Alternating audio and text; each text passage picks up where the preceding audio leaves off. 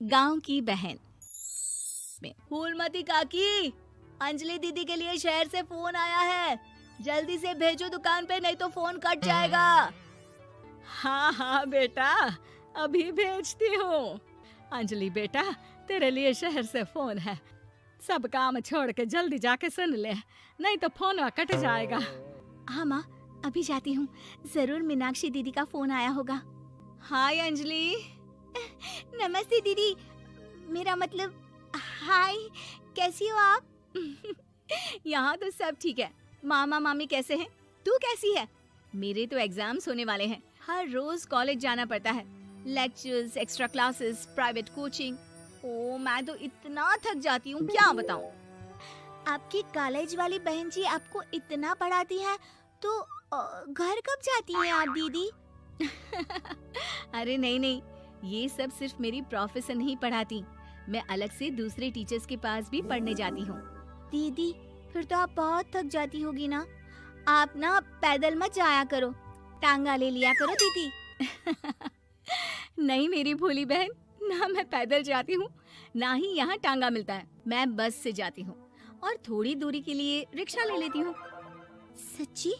वहाँ पर टांगे नहीं बस चलती है? वाह, वो भी हर रोज?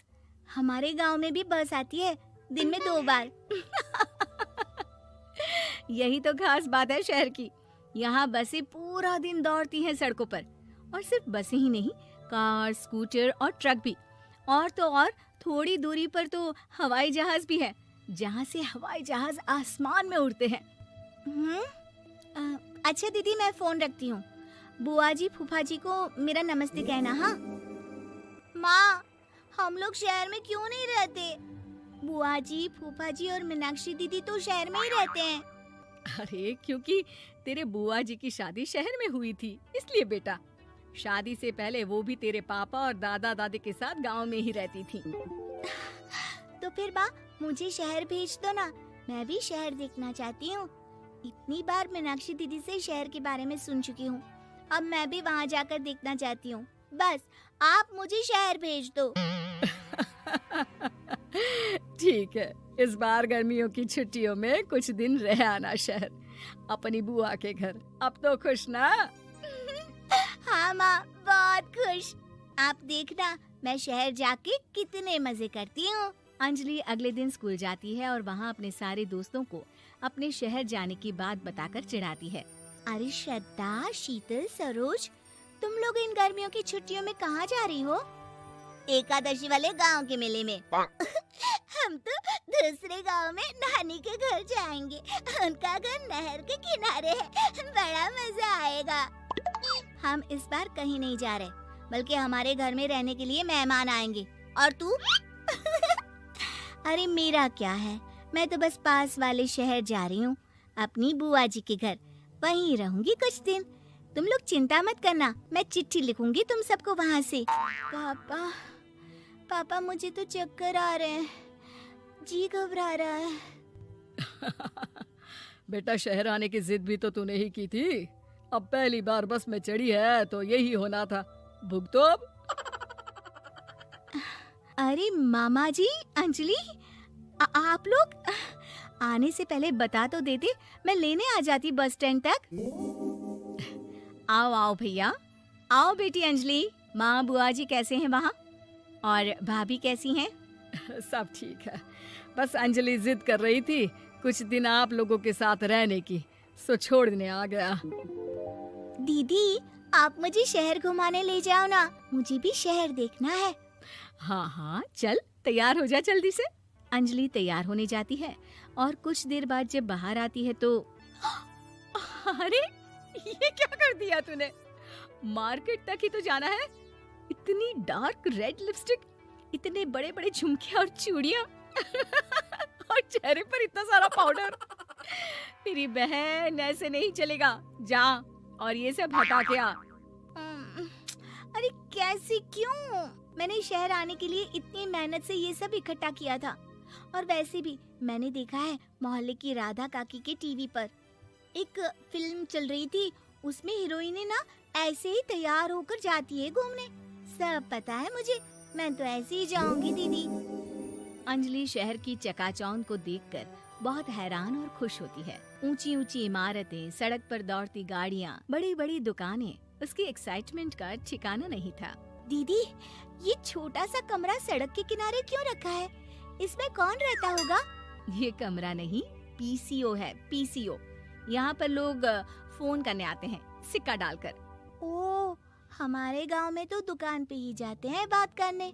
अच्छा चल, तुझे रेस्टोरेंट में खाना खिलाने ले चलती हूँ। Excuse me, 2 plate noodles please and 2 Cola. Meenakshi को ऑर्डर प्लेस करते हुए अंजलि बहुत ध्यान से देखती है और थोड़ी ही देर में ऑर्डर लेकर वेटर आ जाता है और खाना टेबल पर रख देता है। अरे, ये लंबी लंबी सेवइयाँ खाते कैसे हैं दीदी? और इसके साथ कोई अचार, प्याज, मूली कुछ भी नहीं दिया, बस ये छोटा सा पेट खुजाने वाला दे दिया है। गांव में तो छोटे छोटे चावल ही होते हैं जो कि हाथ से ही खा लेती हूँ। अब इसे कैसे खाऊं दीदी?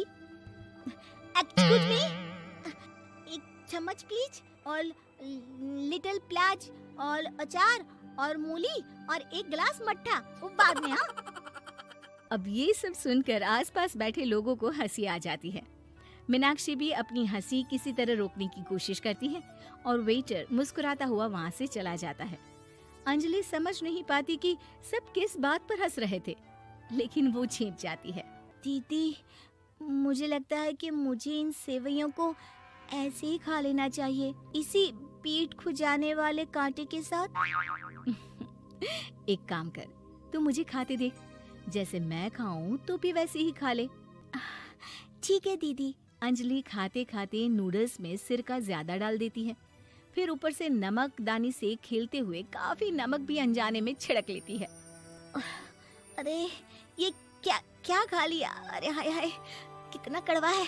पानी पानी, ये काला शरबत ही पी लेती हूँ। और जल्दबाजी में अंजलि जल्दी जल्दी कोला पी लेती है, जिससे उसके नाक में झंझनाहट होती है। दीदी, मुझे ले चलो यहाँ से। मैं ये सब शहरी खाना नहीं खा सकती। अब शर्म के मारे मीनाक्षी अपनी बहन को वापस घर ले जाती है और कहती है कि देख अंजलि, माना कि शहर और गांव एक दूसरे से बहुत अलग हैं, लेकिन इसका मतलब ये नहीं कि हमेशा शहर ही बेहतर हो और उस वजह से हमें वो सब करना पड़े जो हम नहीं कर सकते। शहर में सहूलतें तो हैं ही, पर चुनौतियां भी हैं। हम जहाँ भी रहें, हमें कभी अपने आप को कम या ज्यादा नहीं समझना चाहिए। और किसी भी नई जगह में ढलने में समय लगता है, उसके लिए तुम्हें दूसरों की नकल करने की कोई जरूरत नहीं है। बेटा, घूम लिया शहर या अभी और घूमना है? नहीं पापा, मैं अपनी गलती समझ गई हूँ। आप गांव ही ले चलिए मुझे।